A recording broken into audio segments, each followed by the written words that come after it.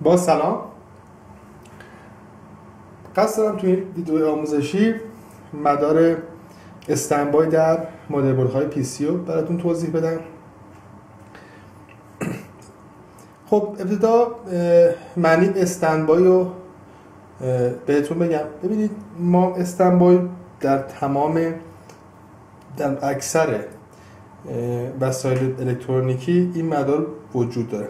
به عنوان مثال در تلویزیون موقعی که تلویزیون به برق متصل هست، به برق شهر متصل هست و خاموش هست، در اصل این تلویزیون خاموش نیست و یک ولتاژ به عنوان ولتاژ استندبای بر روی مدارات اون وجود داره که با استفاده از مولتیمتر میتونید این ولتاژ رو به راحتی داشته باشید.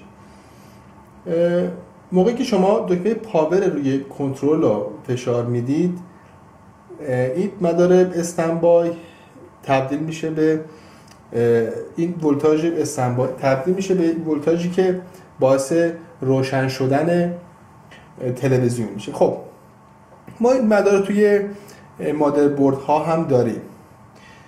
البته این شماتیک برای یک مادربرد پی سی، مادربردهای کامپیوترهای رومیزی هست. در لپتاپ به کل فرق میکنه این مدار.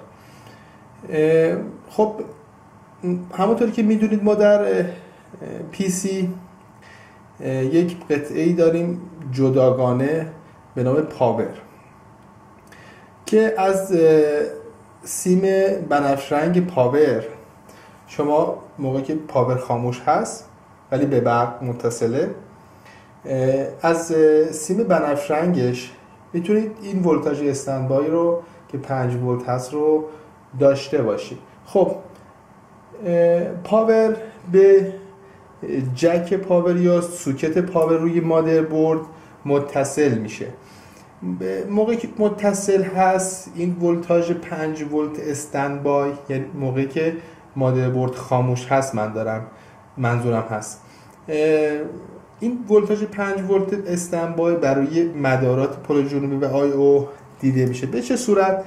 به این صورت که ما در بین کار یک رگولاتور داریم که با شماره های 11 17 10 85 10 86 و 10 88 میتونید شناسایی کنید. روی برد یک رگولاتور داریم. این 5 ولت به پایه این، یعنی ورودی رگولاتور میاد و از پایه خروجیش یک ولتاژ 3.3 ولت به پل جنوبی و یک ولتاژ 3.3 ولت به آی او و بعد از اون به پین پنل فرستاده میشه. اگر رگولاتور توی بعضی از مادربردهای رگولاتور وجود نداره، اگر نداشته باشه 5 ولت به صورت مستقیم روی پل جنوبی آی او و پین پنل میادش.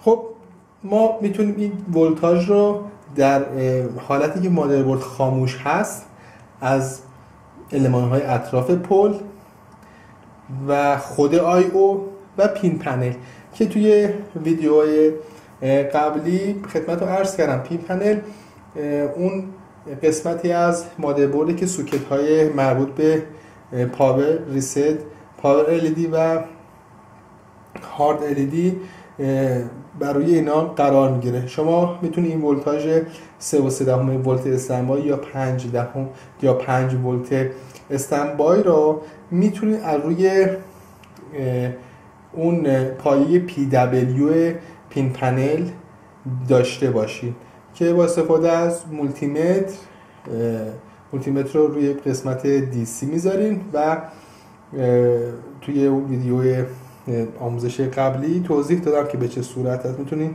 مراجعه کنید. البته این مدار به صورت یک مقاله در وبسایتمون که آدرسش رو در زیر این آموزش میبینید میتونید مراجعه کنید. این مدار به صورت یک مقاله در اون قسمت توضیح داده شده. انشاءالله در قسمت‌های بعدی مدارات مختلفی از یک مادربرد رو براتون توضیح میدم. هر گونه سوال یا پیشنهادی دارید میتونید به وبسایت ما مراجعه بکنید و از قسمت پیشنهادات میتونید پیشنهاد یا سوال خودتون رو برای ما ارسال کنید، حالا یا خودم یا کارشناسای دیگه شرکت حتما پاسخ شما رو میدن. با تشکر.